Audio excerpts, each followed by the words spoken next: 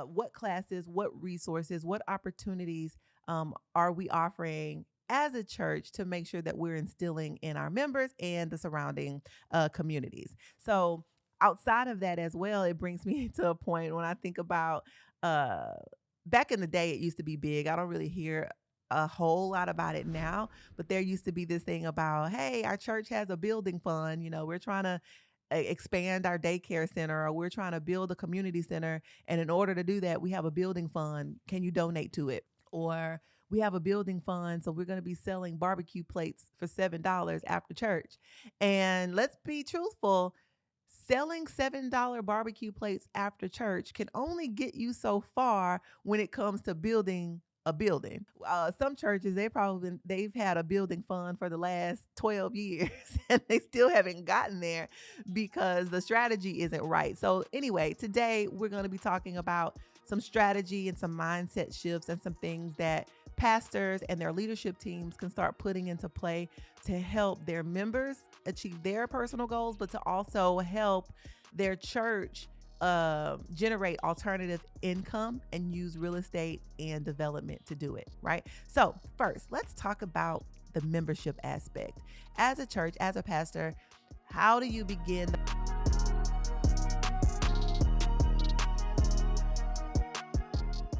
Yo, yo, it's your girl, Matasha LaQuinn, the queen bee of real estate, and you are tuned in to the throne, of course. And today we are going to be talking about faith based organizations, right? The role that the church plays in the community as it relates to real estate and development. Really cool topic because you would think, church, we should just be talking about like the Holy Communion and the disciples and Jesus, right? Like, what does that have to do with real estate? However, when you think about church, people come there for what exactly? And the answer to that question, they come for inspiration, motivation. Maybe there's a life goal that they're looking to achieve. And so they're trusting their pastor to instill faith in them. And so when you think about that, that equates to total life prosperity. And when we talk about total life prosperity, that's total life, not just how you're operating in your faith and how your spiritual life is going, but total life prosperity breaks down into credit, home ownership. Are you achieving your business goals? Do you have a savings account? And so, if members are not achieving their personal goals that they've set out for themselves, and their credit scores aren't right, and they just don't have a overall sense of well-being in a financial space, how can you expect them to be active members that contribute to your congregation? So when we think about total life prosperity, again, credit, home ownership, business goals, savings accounts, and the role of the church should be to bring in resources and provide the opportunities to extend to the membership. Hey, you've been having credit troubles. You want to get your credit straight? There's a program within our church that can help you with that. And I think what churches don't realize sometimes is it's a good outreach mechanism as well when you have classes and programs related to economic stability. When you have those inside of your church, you're not just able to reach or feed the members from inside, you can extend your reach to the surrounding communities, the people that are in the area, the school teachers, people that work in the area. You can reach out to them. Hey, did you know our church has home ownership classes? Do you know our church has credit classes? And that's a way to engage the community and bring new people to be interested in the church. So the quicker that pastors and their leadership teams realize how important of a role that they can play in the total life prosperity of members and the surrounding communities, I think that they will adapt or adopt these type of programs much sooner. You have to think about it too. Churches, they thrive off of tithes and offerings. And so if your members are not in a good place financially, or if they're kind of down and out because you've been preaching to them to have faith, but they've been trying to, buy a home for their family for the last 4 years with no success.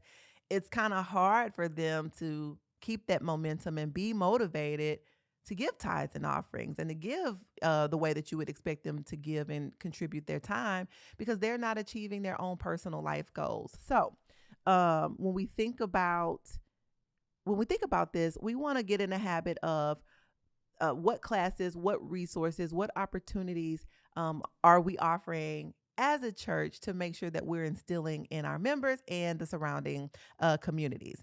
So, outside of that as well, it brings me to a point when I think about uh, back in the day, it used to be big. I don't really hear a whole lot about it now, but there used to be this thing about, hey, our church has a building fund. We're trying to expand our daycare center, or we're trying to build a community center. And in order to do that, we have a building fund. Can you donate to it?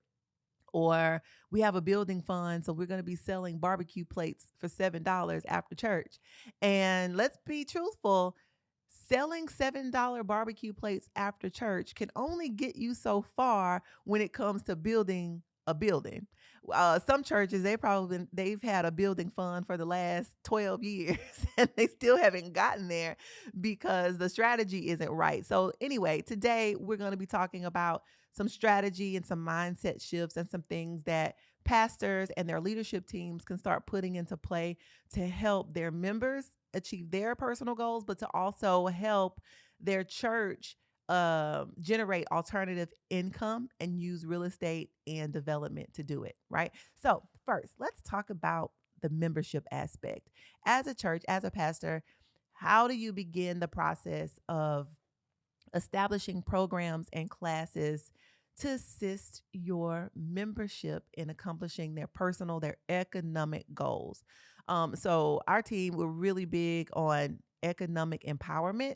Um, and it could be as simple. Well, first of all, before you get into putting together any programs, I think the most important thing is to take inventory inside of your church, inside of your congregation. Take an inventory of the talent that is there.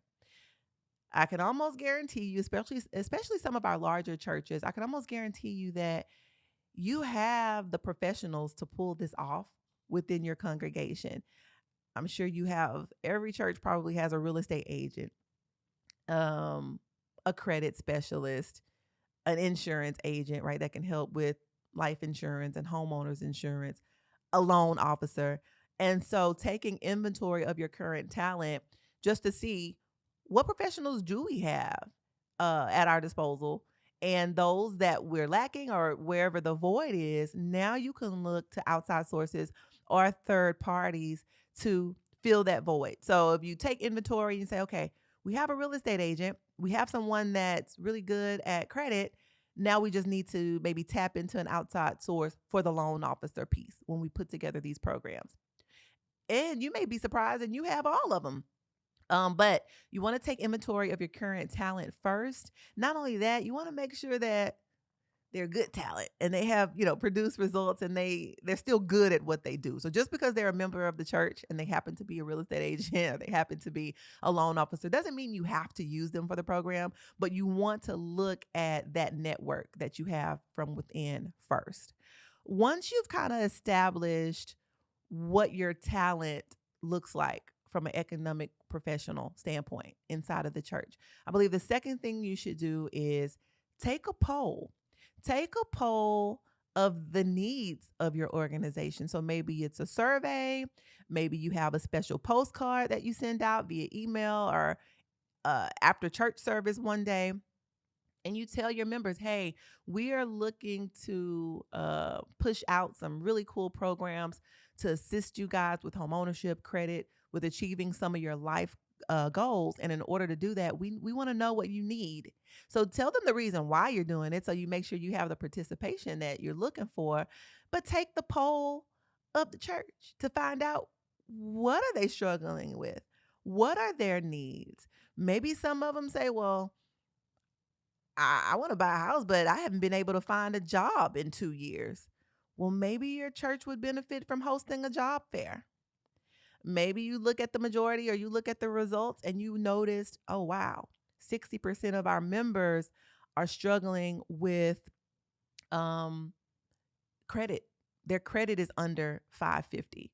So that's top priority. Let's help them get their credit together because honestly, credit trickles into a couple of different topics. Once your credit is together, you can obtain business loans, you can obtain a home loan. So maybe credit is the first place that you start. But really taking a poll of the needs of your church to make sure that the programs you're putting together will service those needs. And then from there, putting together something consistent. I think I've seen a lot of times where churches they will attempt to do something like this, but they may do it once a year. Hey, we're going to have a community fair, or hey, we're having a home buyer class, and it's every June. Well, that's not enough to get your name and the name of the church and the momentum of what you're doing. It's not enough to get it flowing throughout the community, and everyone can't make the same scheduled classes. So you may put something on and a few people can't make it, or maybe they wanted to invite a sister or a coworker, and their sister or the coworker or the person they wanted to refer to come into the church and attend the class, maybe they were not available that day. So when you have an ongoing schedule, I suggest once a month. Maybe it's the third Saturday of every month we have our credit classes, or the third Saturday of every month, you know, we rotate the schedule once a quarter. However you choose to do it, putting together a consistent program and consistent classes based on the needs and the poll of what those survey results came out to be. And then making sure that you are not just depending on membership from within to attend these classes, but you're extending your reach to, um, I'm sure wherever your church is located, there's nail shops, schools, spas, restaurants, movie theaters, fire departments, police stations. There's so many people and so many different ways that you can reach out and pass out flyers for what it is that your church is doing. And when you are located in a certain community as a church, you should be doing your best to empower and become a staple in that community for services and for resources. And I believe when you look at yourself as a resource center, that's the greatest way to obtain support and commitment from those that are around you, because you're constantly pouring things into them. You're pouring value, you're pouring education, you're pouring access to professionals and resources into them. There's programs from a savings account perspective um, that will match your deposits. So maybe it's a matter of teaming up with other local nonprofit organizations that can come in and talk to membership about, hey, if you're having trouble saving money, we have a matching savings account where we'll match your savings deposits dollar for dollar. You put in 1,000, we'll match it 1,000.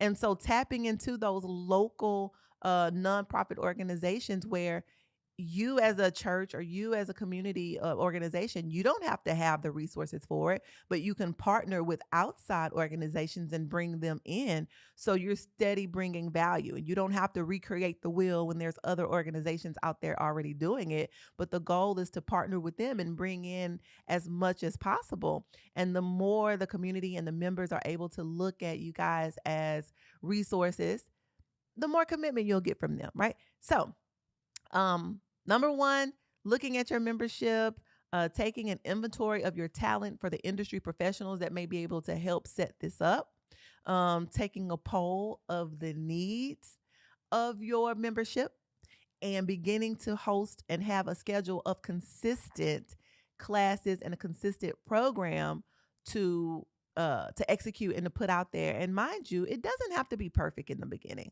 It's okay, but you want to get started somewhere. So getting started, you may figure, okay, we just got started, but we need to tweak something a little bit. Um, maybe we won't have it once a month. Maybe we'll change it to every other month.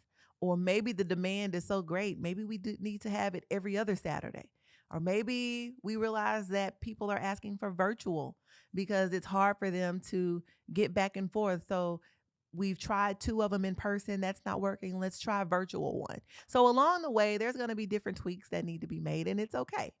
Just as long as you start somewhere and go. Start somewhere and go. That's what I say. Number two, let's look at the organization, the church as an organization. So, not the membership, not the individual families and the individual members, but the organization as a whole. What I've realized and what I've learned over my real estate career is that a lot of churches own land, vacant land, and they're not doing anything with it. And it's a couple of reasons of why you may not be doing anything with it. Mainly, though, I believe that the reason that they're not doing anything with it is because they don't realize that they can or they don't know where to start. So, if you are a church that owns land, you need to listen up and listen up really well. You have a really great resource and an asset in front of you that can help establish alternative income for the church. Think about if you were to take this land that you own, and let's be clear, most churches are considered a nonprofit organization. And so some churches have land that's just donated to them. So let's say you take that land and you're able to build housing on the land or build a mixed use space where there's, commercial space. You can charge tenants to lease the space. Maybe you could put a daycare center there. Whatever the reason is, you have vacant land that's non-performing. So how do you take this vacant land and turn it into a performing asset to generate alternative income for the church? We have to get out of the mindset, especially since COVID. COVID changed a lot of things for churches. You have to get out of the mindset of only looking at your income from membership, from tithes and offerings and car washes and the little, fundraisers that you do from time to time. That's not going to cut it anymore, especially in a time where attendance is down. Once COVID hit and we all start having to go virtual, including churches, people started to stay home. They tune in to church from the YouTube channel or maybe the virtual, but the participation isn't as great. And so when you don't have a lot of attendance in person, your tithes and your donations go down. And so you have to start looking at other ways to bring in money for the church to sustain the church and still give back to the community at the same time. So, what I would do if you're a church and you own land that's vacant land and not being used, I would recommend that number one, you get a survey. Okay. With that survey, and let me back up. Actually, if you're a church that owns land and you're wondering what you can do with that land to produce income, maybe hire a development consultant. Hello, that is me. But hire a development consultant. And from there, what you need to do, you need to get a survey.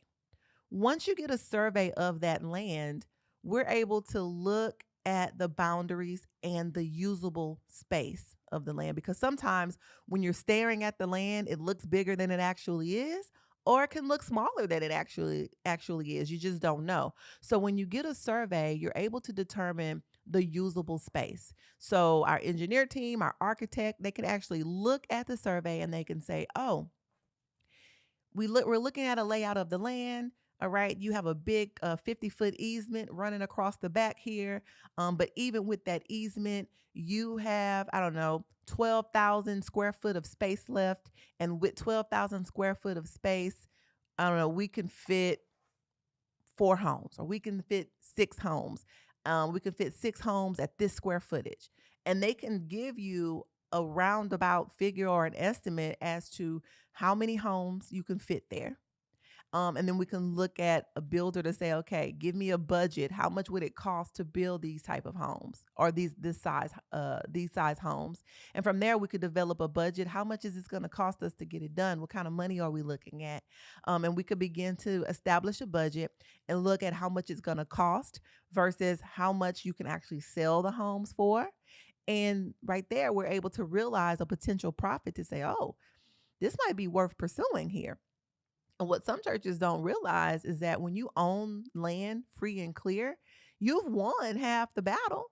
You have collateral at your disposal. You have collateral to help assist in the funding process when you're seeking financing. So you're sitting on an asset, not doing anything with it because you're scared, you don't know what to do.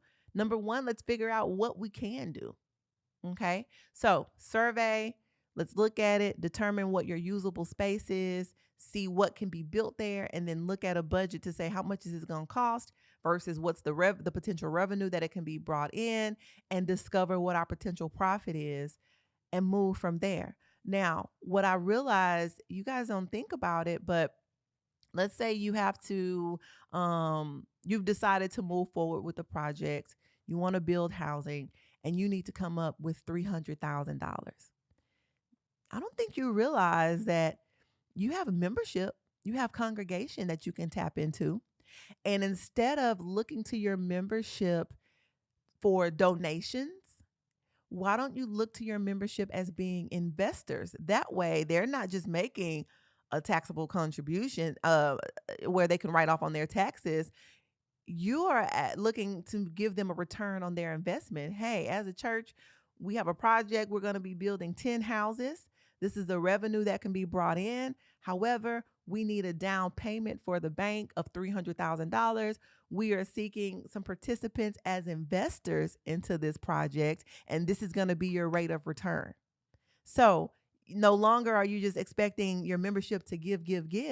You're able to give them something in return. And you have people that will give not expecting anything sometimes. So imagine if you're able to pitch the idea that, hey, your church is building, a certain amount of houses, and not only are you going to be a part of this great project, but you're going to make an income or a profit off of the return as well. That's a way to really get your membership team. I'm sorry, your membership and your congregation involved as well. What I've realized, however, in order to do this, I do know that it depends on the structure of your church. I know that different denominations are structured differently, especially when you look at the AME church, the Methodists, Baptists. They're all structured differently. And sometimes it's just like, it's very difficult to get through all of the red tape to get things done. You have to fight the trustee board, because sometimes the pastor has a vision. Sometimes the pastor has a vision to get something done, but it's not up to the pastor to pull the trigger or give the green light. They have to run it through maybe board members, deacons, trustee board, and sometimes they can shoot it down. And a pastor can get very frustrated with trying to pitch the vision and take the church to the next level, and you continuously have to fight with leadership and staff and trustee boards to get it done. And so making sure that the vision is clear and that you have the team on the right page with you is very important. And even with that, you want to look at and you have to know what that structure of your church looks like. Now, some churches may not have that problem. You have churches that are non-denominational or independently owned, where the pastor is actually the CEO, the owner, and the founder of the church. So they don't have to wait or rely on anyone else for any type of approvals. And in those cases, it's a lot easier to get things done because the pastor has a vision, put the pieces together to make it happen, and they can take the baton and run with it. So that's what I believe, the first steps are, is when you're looking at the survey and the budgets and realizing, oh, wow, our church can actually make some money or some extra income from building on our vacant land. However, in order to do this, I need to have the plan really tight because I have to run this by the trustee board and get them to approve it. And the reason why I keep bringing up the trustee board as well is because let's say that you do want to go after a project, and in order to get it done, the bank is willing to finance the deal, but you need $300,000 in the down payment. And if you don't want to go the route of looking to your membership as investors, um, you may already have the liquid assets or the money in the bank to put the down payment up on your own as a church. But if the depending on the structure, you might need the trustee board to sign off on withdrawing a certain amount of funds from the bank. I know in some churches and churches that my team has worked with in the past, they had the money there to do it, but it wasn't up to the pastor. At least two trustees had to be the ones to sign off on the check to make something happen. So, being very clear and knowledgeable about what your structure is and what your game plan is going to be to pitch the idea to the leadership team and to pitch the idea to the membership when you're getting them to buy into the vision. That's very important. But think about what that can mean if you're able to build housing on vacant land that your church owns. Not only are you generating alternative income for the church, but number two, you're creating housing. You're creating housing that your members can buy. Remember, we're looking back at the members that may have a goal of home ownership. How great would it be if you as a church actually created an inventory for your members to buy? Or not only for your members to buy, but for the surrounding community to purchase or to buy into. Remember, we talked about community outreach. So you're building housing within the community that your church serves, and you're allowing your members to either purchase those homes or the surrounding community members to purchase those homes. How can it get any better than that? And on top of that, you already have the economic empowerment classes going where you're teaching them about credit. You're teaching them about the home buying process. You're basically setting them up and creating your own pipeline to empower your members to purchase the inventory that the church is going to build on its own land. Like, hello, how is this not a thing all over the place? So you guys got to get comfortable with this and look at the church as a real estate developer. That is what we talk about when we say generate alternative income through real estate and community development. And all faith-based organizations should be doing this. Um, let's talk about the come to Jesus meeting that needs to happen. When you pitch the idea, don't pitch it by yourself, pastors. You know, the team that you've put together in place, you need to have already had the homework in place so that you're not just throwing a wild idea that doesn't seem attainable out there. Wait until you actually have the professionals in place. We've already looked at the survey. We know exactly how many houses we can build, how much it's going to cost us to do it, the profit that we can make out of it, the impact that it'll have on the community. We need to have all of that together before you even sit down and think about talking and throwing this idea out to your membership and to your leadership team. From there, an action plan is important. But when we talk about hiring the right team is definitely important. But as I said, when you have the right development consultant, they are typically there to orchestrate the entire process. So, like for me, when I orchestrate a development project, I already have the entire team in place. I have the structural engineer, civil engineer, the architect, the lenders, um, everyone that we need, they're there to walk you through how we're going to get permitting done. We're there to direct the choir, basically, and coordinate all the pieces. And so, as a pastor or as a leadership team of a church, your job shouldn't be, how are we going to figure this out? No, with the right team member, we're just coming back and reporting to you and having meetings to keep you updated and establishing the vision along the way. But as a pastor, you shouldn't have to learn a whole new career and figure out how to do this. Your job is to have the vision behind it, to push the mission of what it is you want to do to your membership, to the church, to the surrounding community. But you should not have to figure out how to be a real estate developer. But I know one of the biggest things that I've run into in the past with churches is a few things. Number one, you guys have been burnt before. Maybe you tried development before. You tried this route.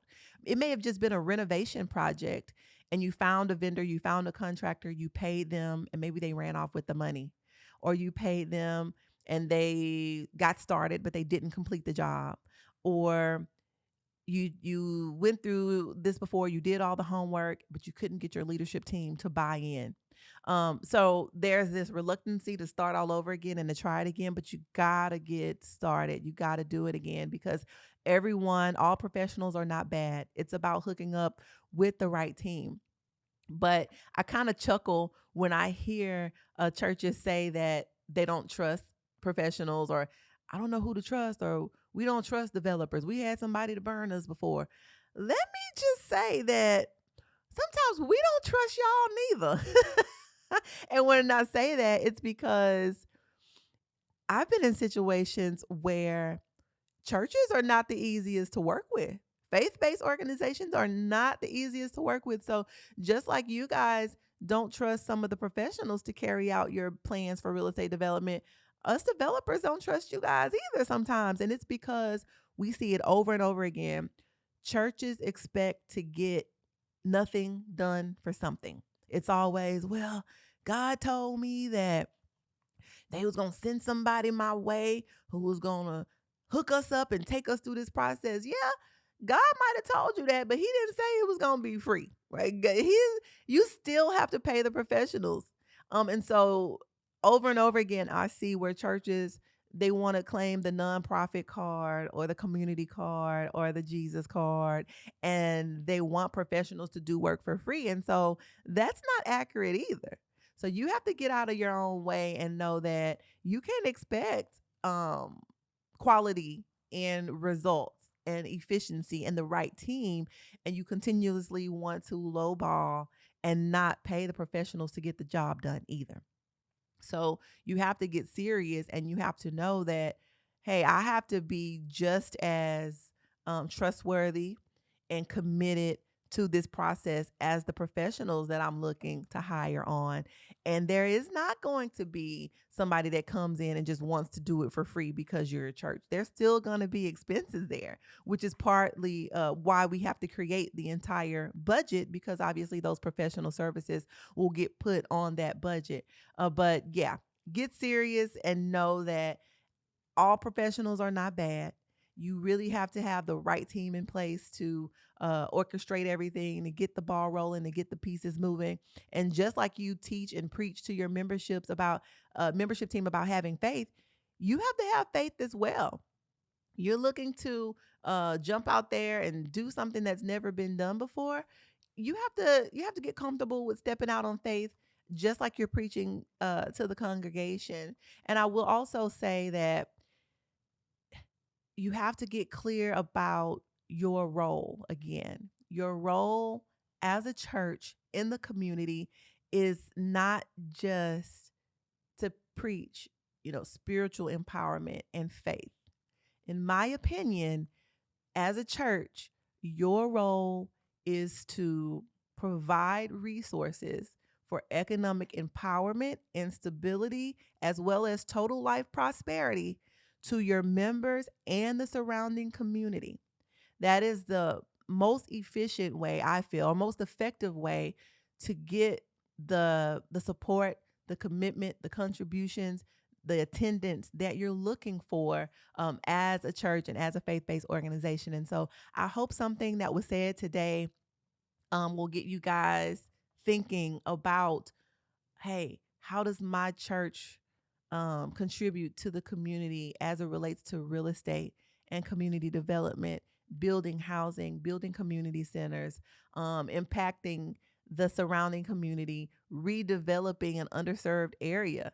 Is no reason why your building should be sitting on the corner, all nice and red brick and beautiful landscaping, and then all of the blocks surrounding you are full of abandoned homes that are boarded up and falling apart. So what part are you going to play in acquiring these properties and redeveloping these homes? You're a church in the community. Why are the blocks around you not redeveloped? And it's not like you would be redeveloping for free. If done properly, there's a way to make income and generate revenue by the redevelopment of these properties. Maybe you redevelop them and put tenants in there. Maybe you redevelop them and sell them to first time home buyers. It doesn't matter what you plan on doing with them, but do something. So keep that in mind, pastors and leadership team, as you're driving down the street to your church. Look around you. Look at the church. I'm sorry, look at the surrounding properties. Drive around, even, and it doesn't have to be the blocks directly behind the church or directly up the street, even a mile out, 2 miles out. Get familiar with the area and what the offerings are of the area. You should know these streets like the back of your hand. If this is the community in which you are serving, you should have a very good, clear understanding of what's going on around there. Is it an abandoned apartment complex that you can renovate and turn into a housing shelter, or an affordable housing rental complex? Or maybe you can renovate an abandoned building around the corner and accept families that are receiving a housing voucher and they need somewhere to go that's willing to take their housing voucher. You should know these things. And and it's okay. I know some of the churches, maybe you're a smaller church and you're figuring out, okay, we're a smaller church with bigger dreams, but we just don't have the resources right now. It's okay. Start somewhere. Take the first step. See what's going on around you. Identify a potential project so that you can identify what the budget would be, and you can start making the necessary moves to piece the money together. Like, how do you know what to go out and ask for if you don't know the scope of the project and how much it's going to cost? Like, you're not doing anything at all. So at least getting a project in your mind, scoping it out, having a budget somewhere so that even if you have a grant writer that's seeking a particular grant for redevelopment, how do you know how much you need to go after if you don't understand the scope of the project? And it doesn't have to be a large project right away. I know in the beginning I mentioned 12,000 square foot property and building 6 or 10 homes. It doesn't have to be that. It could be one individual lot. It could be a 5,000 square foot lot that you build one home on. Start there.